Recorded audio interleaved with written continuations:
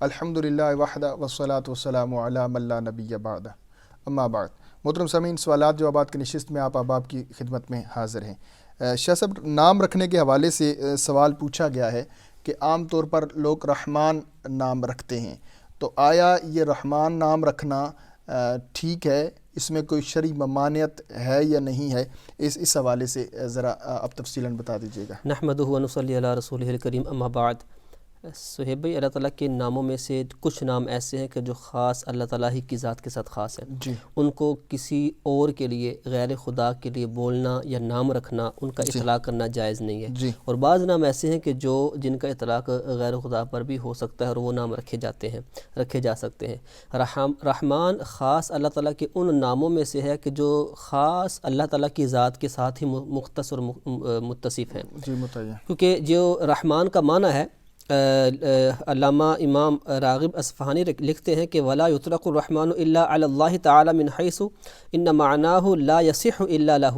رحمان کا معنی یہ ہے کہ ایسی ذات کہ جس کی رحمت اور جس کی جو رحمت ہے وہ سب کو عام ہو، وہ صرف اس ذات اللہ تعالیٰ کی ذات ہی ہے۔ جو اس کا معنی ہے وہ اس چیز کا تقاضا کرتا ہے کہ سوائے ذات باری تعالیٰ کے اس کا اطلاق کسی اور ذات پر نہ کیا جائے۔ لہٰذا یہ جو ہے وہ اس کو علماء نے لکھا ہے کہ غیر خدا کا نام، یعنی غیر اللہ کا نام رحمان رکھنا یہ حرام ہے، اور اگر رکھنا ہی ہے لفظ رحمان کو ساتھ ملانا ہے تو عبد کو ساتھ ملانا ہے۔ اور عبد الرحمن نام بہت ہی پیارا نام ہے، عبداللہ نام بہت ہی پیارا نام ہے، تو عبد الرحمن کہنا چاہیے۔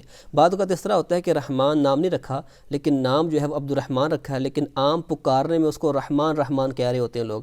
اس سے بھی جو ہے وہ منع کیا گیا ہے کہ خالی رحمان جو ہے وہ اللہ تعالیٰ کے علاوہ کسی کے لیے نہیں بولنا چاہیے۔ جی بالکل، کچھ چیزیں ایسی ہوتی ہیں کہ جو عام طور پر جنہیں اتنا انہیں سیریس نہیں لیا جاتا اور ان کا اتنے مفہوم پر نہیں جایا جاتا، تو کئی دفعہ اس طرح بڑی جو ہے وہ انسان کو تکلیف کا یہ چیزیں باعث بنتی ہیں، تکلیف کا باعث بنتی ہیں، اور پھر ان کے معنی جو ہے وہ ٹوٹلی تبدیل ہو جاتے ہیں اور پھر انسان کفر کی حد تک جا پہنچتا ہے۔ اللہ رب العزت ہمیں صحیح معنوں میں اپنی جو ہے وہ اصلاح کرنے کی اور برائی سے بچنے کی اور اچھائی کی طرف آنے کی اور کوئی بھی کام کرنے سے پہلے اچھے لوگوں سے رہنمائی لینے کی توفیق عطا فرمائے۔ اللہ میرا، آپ کا، ہم سب کا حامی و ناصر ہو، وما علینا الا البلاغ۔ If you like this video, please give it a like and a thumbs up.